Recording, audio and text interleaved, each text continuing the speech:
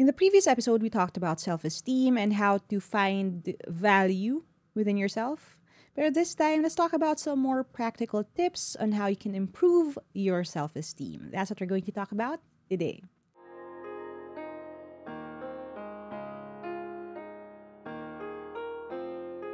Hi there, and welcome to a new episode of the Trying Hard with Laika podcast. And this is something na, again, I had to really think about at ihinog ko muna, kumbaga, sa aking isip kung paano ko i-share sa inyo. Because this is something na very personal pa rin sa akin. When asked if kumusta yung self-esteem ko, ano ba, somewhere sa gitna, low ba siya, high ba siya, very quickly kong sasabihin na hindi mataas ang self-esteem ko. And I still struggle with this on a daily basis, lalo na kapag hindi ako naka-coach like a mode. Alam niyo yun, kapag casual lang conversation or with people I'm comfortable with, or especially, actually, yun na iniisip ko, especially with people I'm not comfortable with. And I would credit Zandy, so if kilala niyo naman si Madam Z, doon sa mga things na ito na i-share ko sa inyo na nakatulong sa akin, because for a long time, and hanggang ngayon naman, she would serve as that reminder, constant reminder nito sa akin. To the point that my therapist actually said na buti na lang, or parang ang galing na she knows how to do this or how to help me with that. I'm the type of person kasi who struggles still with, feeling like I belong in a certain situation. I still struggle with confidence, with my sense of identity, and lalo na yung sense of belonging, kumbaga. Lagi kong nafe-feel na parang hindi ako nagbe-belong, or I'm not the right person sa certain situations, or that hindi ako as valuable dun sa certain circles. So, in order to improve this, and I would say naman with confidence, and I think Zandy would agree, na over time, I've improved pagdating sa bagay na ito. May mga bagay na consciously ginagawa ko. So, there are 4 tips na ibibigay ko sa inyo sa episode na ito on how to improve your self-esteem. There are probably more out there. Kahit siguro mag-google lang kayo, makakita kayo. But these 4 in particular, ito yung go-to ko sa mga times na ganun yung feeling ko about myself. So, the first thing, lahat ito ay C, okay? And kaya siya C in a way kasi C, the letter C kind of sounds like to see, as in na makita. Kasi sa akin, yung self-esteem, dapat, it's a way of how you see yourself, no? Well, sa totoo lang, how you perceive yourself, not necessarily see. So, ang goal natin ngayon is to move from your perception, or yung akala mo na ikaw, to who you actually are. Or for you to see yourself ng totoo, ng mas accurate. Okay? So again, C. 4 C's. Number 1, combat negative thoughts. Now, the thing with combat, with, being, engaging in a battle with someone, anyone, kapag ikaw nasa gera, kumbaga, lagi kang aware, di ba? Lagi kang alert, lagi kang nagre-react. Kumbaga, defensive ka, di ba? Pag may nangyayari, okay, may kumaluskus doon, di ba? Nagre-react ka. And I like that analogy when it comes to negative thoughts. Kasi to combat your negative thought means to always challenge it, always spot na, okay, may pumapasok na negative thought, paano ko to lalabanan? And I'm saying that because, again, with my mind going on overdrive most of the time, hindi ko maiwasan, dahil yun nga yung normal sa akin, to say something negative about myself. No? So, yung self-talk ko nga, lagi siyang negative na, ano ba yan? Nagkamali ka na naman. Okay, ano ba yan? Tama, may nakatingin sa'yo, ganon. Ganito ka, ganyan ka, masama ka, ganito ka, hindi ka marunong, ganyan. So, kapag may negative thoughts, very important for you to fight that. And in order for you to fight that, you could say something. No? You could say, I am not, and then I am. So, for example, sa akin, pag sinabi na, hindi ako dapat nandun. I am inadequate, no? I know nothing. Ganun pa nga ako no? So, sobrang absolute. Now, hindi lang na you know little, pero lagi ko sinasabi sa sarili ko, wala kang alam, parang ganun. So, very negative. So, I would say something like, I am not stupid. I'm not ignorant. I am not uneducated. And then I would say yung kabaliktaran. So, I am not ignorant. I am learned, or at least learning. I am not uneducated, di ba? I am and then I have to tell myself, oh, ano ka, magna cum laude ka, LPT ka, RPM ka. Hindi totoo yan. Okay? So, I am not stupid. I'm smart. No? And I need to sometimes really say that. And even at times, talagang verbally say that about myself because kailangan kong labanan yung thought na pumasok sa utak ko. So, sometimes, hindi naman laging dapat sobrang positive, no? For example, I am not ugly. I may not be exactly, di ba, beautiful. It's not the word I would describe myself as. Pero, I am not ugly. Definitely, I'm not ugly. I am beautiful to some people. Mga ganon. So, at least, realistic pa rin. Pero, ang importante, na-challenge mo, shoot down mo yung thought na yon. Now, talking about challenges, yun na yung pangalawa natin eh. We have to challenge our beliefs. Kasi itong mga thoughts na to, habang dumadala sila, habang lagi ka nakababad dito, the thoughts become beliefs eh. Na-affirm, no? So for example, if may pumasok sa utak ko na, ay, hindi ako maganda. Tapos may comment or may nagsabi sa akin na, oh, ganito ka, ganyan-ganyan. Oh, ba't ganyan itsura mo, ganyan-ganyan. So, nangyayari, yung thought lang, nagsimula siya sa, kumbaga seed lang siya, nagkakaugat, no? Nagiging paniniwala siya about yourself. And again, a lot of these thoughts, a lot of these beliefs that we have, yung ibang matagal na yung pinaniwalaan, so mahirap talaga siya, kumbaga tik-tikin or mahirap siya gibain. Pero we need to do that. We need to challenge our beliefs. Now, how do we do that? Now, usually, mas madali ito talaga sa totoo lang sa mga bagay na akala natin hindi natin kayang gawin. For example, sa akin, as simple as pagluluto, as simple as pagiging responsable sa isang negosyo, sa maraming tao, sa paggawa ng mabuti, yung mga bagay na ito, sa pagkakaroon ng impact or ng positive na nagagawa sa mundo. Itong mga bagay na ito, I still need to challenge my belief na hindi ako walang kwenta, na hindi ako masama, na hindi ako walang ambag, kumaga. Lalo na again when people say that to you. So how do I do that? Sa akin na lagi ko sinasabi, sa sarili ko, is to make sure that I first try. And again, credit to Zan dito, no? Kasi siya yung tipo na ganun eh. Pag sinabi ko na, anak ko, gusto ko sanang gawin to or kaya lang hindi ko kaya yung mga ganyan. Sabi niya sa akin, paano mo alam na hindi mo kaya? Sinubukan mo na ba? Ginawa mo na ba? 'Di ba? Akala ko hindi ako marunong magluto. Bakit? Nagluto ka na ba? O nagkaroon ka naman ng free reign sa kusina? Ibig sabihin, ikaw yung in charge talaga. May pagkakataon ka ba to prove na hindi yun totoo? And sa buhay ko, no, may mga privileges naman ako growing up, and part of that is having my titas who would cook for us. So, ibig sabihin, hindi ko na-explore yung part na yun ng kakayahan ko. Kaya nga growing up, and lagi rin naman nila akong binibiro, nagluluto daw ako sa pamamagitan ng telepono, no, kasi nag-order lang ako, pero hindi daw ako marunong sa kusina. So, naniwala na ako doon na, ay, siguro hindi ako marunong magluto, hindi ko kaya, paano na yan, pag nag-move out ako, lagi nila mag-order, parang gano'n. Pero nung nandito na ako sa bahay, meron ako sariling kusina na pwede kong, alam mo, pagdesisyonan yung gagawin ko. At it was my time to try and to challenge that belief. And nung natuto ako, nakita ko na okay pala yung luto ko, hindi lang ako nagsasabi, pero pati ibang tao na, oh, masarap naman pala yung steak, masarap yung ganito. Parang yung pasta mo, it's good.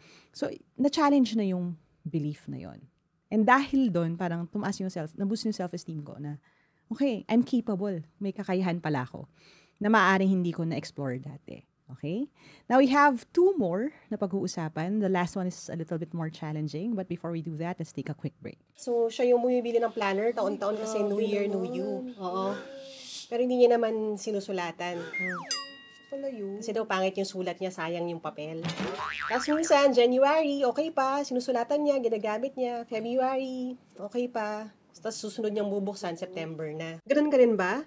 Ako rin kasi, kaya nga gumawa ko ng sarili kong planner. Ito ang planner na para sa mga try-hard, kagaya ko. At dahil hindi nakakahiya maging trying hard, mas nakakahiya to not try at all, nilagay na natin sa cover mismo. This planner is undated, kaya pwede mo simulan gamitin kahit kailan. At kung makakalimutan gamitin pwede mong gamitin ulit. Walang masasayang na papel. But I should warn you, this planner is not for everyone. Parang yung podcast natin. Others may look at it and say it's too much or it's too messy. Pero I made these choices para hindi kayo mahiyang gamitin. This is the kind of planner you can use and abuse. Aside from the monthly spread, weekly spread, at yung task list, meron din siyang mga activity sheets that you can use sa inyong journey sa personal development. At kung ready ka na bumili para sa'yo o para panregalo, you can go to bit.ly/tryinghardplanner. And for the first 100 orders hanggang November 30, I will also include a dedication kung gusto nyo lang naman. You just let us know dun sa notes kung kaninong pangalan ang isusulat. Now, I always tell you to dream big, work hard, and start now. This planner right here is actually one of my big dreams, so thank you all for making it come true. All right, welcome back to the Trying Hard podcast episode about improving your self-esteem. We already talked about 2 things. Combat your negative thoughts. Pagpasok niya, labanan mo siya. No? I-deny mo siya. No? Paniwalain mo sarili mo sa kung ano ba talaga yung totoo. And number 2, challenge your beliefs. Put yourself out there. Subukan mo. And to sum that up, one of the things na, again, turo sa akin ni Zandy is this: you don't know 100%. You're never 100% sure that you can't do something until you actually try it. Kasi diba, ang dami nga nating limiting beliefs about ourselves. Hindi ko kaya yan, kasi ganito, kasi ganyan, ganito lang ako. Subukan mo muna. Ngayon, pag nasubukan mo, tas hindi talaga kaya, edi at least, diba, meron ng basis yung sinasabi mo na hindi mo kaya. And then you can turn to something else. You can try something else. Pero you need to try it first. Diba? Wag mo muna isara yung pinto, kahit nang hindi ka pa nakakarating doon. Which is hard, honestly, for a lot of us. Ako rin yung tipo ng tao na yung parang pag hindi siya mangyayari or imposible siyang mangyari, hindi ko siya susubukan. Something as simple as, alam niyo yung pagsusukat ng damit sa mga stores, ganyan. Or pagpasok sa store, di ba? Lagi ko sinasabi, pag sasabihin ni Zandy, kunyari, alika, magtingin lang tayo. Tapos parang ako, bakit ka magtitingin kung hindi ka naman bibili? Parang ganon. So sa akin, parang, papasok lang ako dyan kapag may bibilin talaga ako. Or isusukat ko lang talaga siya kung desidido akong bilhin siya. Parang ganon. I was that type of, ganon kababa yung self-esteem ko na parang, I don't belong in these places. Or I shouldn't do that. But, yeah, the one thing I'm learning hanggang ngayon is that you don't know. You don't fully know na hindi pwede if you don't at least try. At trying hard naman yung ating podcast. So, that tracks. Now, dito tayo sa pangatlo. This is very important. Once you challenge your beliefs, you have to celebrate progress. Ulitin ko yan, celebrate progress. Now, bakit ito mahalaga? Kasi kapag hindi mo ito ginawa, we tend to, lalo na if you have low self-esteem, you tend to go back to yung dati mong iniisip. Kapag hindi mo pinipilit o inuulit-ulit sa sarili mo na may mga bagay kang kinaya. No? Kasi ang tendency nga, again, dahil yun yung normal eh. Ang normal mo is mababanting mo sa sarili mo. Ang normal mo is feeling mo hindi mo kaya. Kailangan mo ngayon labanan yun by multiple times, no, ulit-ulitin mo sa sarili mo na hindi, kinaya mo to eh. At kung kinaya mo yan, kakayanin mo rin ito. Track it, record it, no, sa Trying Hard planner natin, no, sa I don't just try hard na planner. Meron tayong mga trackers dyan. May mga tools na pwede kang gawin. Pwede mo siyang isulat sa journal mo, today I tried to swim, no, I tried to do this, I tried to do something scary. And ito yung nangyari, I'm still alive, no. And then I can keep trying again. Ganun lang siya. Tandaan natin, hindi lang siya dun sa skill level sa isang particular thing. The thing with self-esteem or yung feeling natin ng self-efficacy, kumbaga yung parang feeling natin na may kaya tayong gawin, pwede mo siyang ilipat or nagtatranslate siya sa iba pang skills. Kasi kung may natutuhan ako na bagay na akala ko hindi ko kaya noon, naku, it opens the door to so many other things na akala mo hindi mo kaya. Pero yun pala, baka pwedeng kaya mo, baka pwede mong subukan. Kasi kung may napagtagumpayan ka ng isa, aba, di ba? The world is open to you sa mga ibang bagay na pwede mo pang gawin. So again, celebrate progress. Within the same skill set, within the same thing or same thought, same belief na you challenge, and also across the other things that you need to learn about yourself. Okay? Now, itong pang-apat, it's tricky, like I said kanina, no? Kasi, mabigat siya.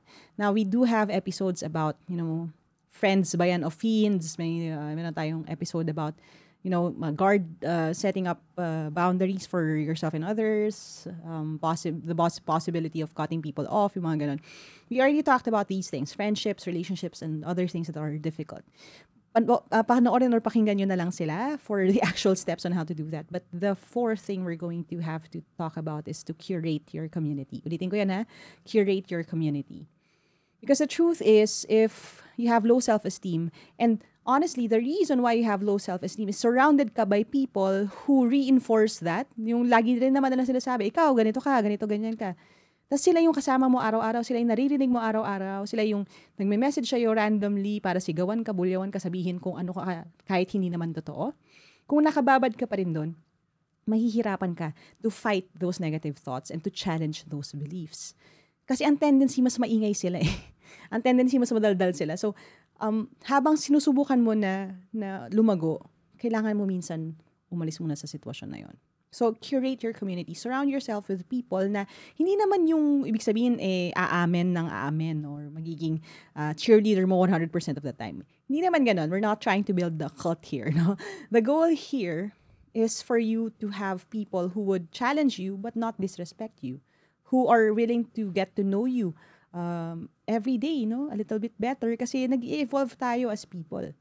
So, ang tendency, and I will say this with a lot of pain in my heart, ang tendency, the people from your past who knew you a certain way, meron at meron siyang mahuhulog. Ibig sabihin, meron at meron siyang mga tao na dahil hindi nila ikaw kayang kilalanin sa kung sino ka ngayon or bigyan ng pagkakataon to grow, you may need to move away from them. Kasi kung hindi, ibabalik ka nila or ihilahin ka nila pabalik sa kung ano yung pagkakakilala nila sa'yo. So habang kumaga nagpapalakas ka, habang nag-grow ka, you may need to distance yourself. Now, I have an analogy here, no? Which is funny kasi, I keep kasi a snake, no? Nakita niyo naman si Artemis last time. I keep a leopard gecko. And my leopard gecko eats superworms, no? Yung superworms, insect siya, no? Actually, larva siya ng darkling beetle. And it's the same way sa kanya, sa praying mantis, sa maraming insects na nagmo-molt, no? Or nag-change sila. Kumbaga yung skin nila or yung kanilang exoskeleton, yung outer shell nila, kapag malaki na sila or na-outgrow nila ito, nag-molt nila yon or umaalis sila doon sa old skin nila. I want you to picture that because that is, in a way, what we do when we challenge our self-esteem, when we try to improve our self-esteem. Yung akala mo, uod ka na napakaliit, pero habang lumalaki ka, habang, di ba, nagiging mas buo yung pagkakilala mo sa sarili mo, lumalaki ka so much that yung outer shell mo na maliit dati, yung limiting belief mo nga na ganun ka lang na size, hindi ka niya na ma-contain. At kailangan mo yon i-shed. And the thing with that is you need to really sometimes rip that out, parang rip out of it, no? Mag-tear siya. Hindi siya pleasant, hindi siya pretty. And kaya importante for you to curate your community kasi there's one thing that all of these creatures that molt or shed do, which is kapag bagong shed sila or bagong molt sila, lalo na yung insects, they try to distance themselves first kasi kapag bagong labas sila doon sa shell nila, very fragile yung exoskeleton na bago. Kailangan nila ng oras para mag-iba ng kulay, para mag-harden kumbaga yung exoskeleton nila. And kapag ikaw nagmo-molt ka, no, nag-change ka, tapos exposed ka kasi nag-grow ka nga, di ba? Umalis ka sa exoskeleton mo. Pero yung mga community mo, no, yung mga tao around you, target ka sa kanila, ano mangyayari? Very vulnerable ka sa time na yun. So kung kailangan mong umalis muna hanggang kumaga maging mas hard ka, para pag bumalik ka or na-expose ka uli sa kanila, kaya mo nang ipaglaban yung sarili mo. You may need to do that. Now, I'm not saying na para sa lahat yun. Again, kaya na sinabi ko, medyo tricky tong fourth part.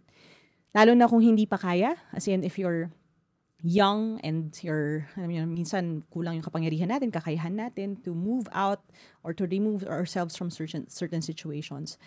But even if you can't physically be away, you can create certain boundaries. And again, we already have a podcast episode on that.